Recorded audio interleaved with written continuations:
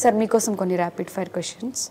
And రాము నిజ జీవితంలో శపథం చేసిన క్షణం ఏదైనా ఉందా?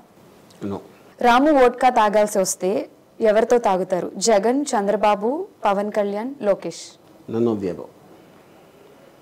ఓకే, ఎవరితోనూ తాగరు. అంటే ఎవరితో తాగడానికి ఇష్టపడతారు? ఒక్కరిని కూడా సెలెక్ట్ చేసుకోరు.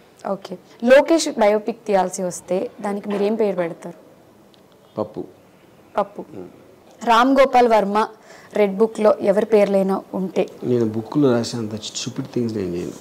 స్టూపిడ్ థింగ్స్ చేయరు.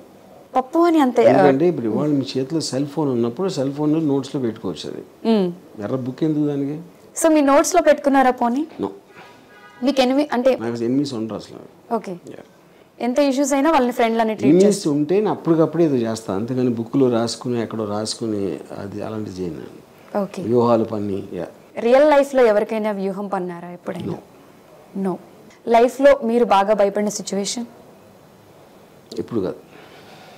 మీ దేవుడు లోకేష్ కి మీరు ఇచ్చే ఒక సలహా ఏదైనా ఉందంటే ఏం చెప్తారు? వ్యూహాలు పనటం మానేయాలి. శపథం అండ్ వ్యూహం మూవీ సక్సెస్ అయితే మాకు పార్టీ ఇస్తారా? నో. ఎవరు? ఎందుకని? మా ఇష్టం.